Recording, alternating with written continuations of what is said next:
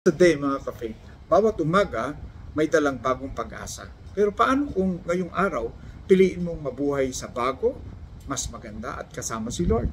Sabi si Ezekiel 36 verse 26, I will give you a new heart and put a new spirit within you. Hindi lang bagong araw ang binibigay ni Lord, kundi bagong puso at bagong daan para lakaran mo.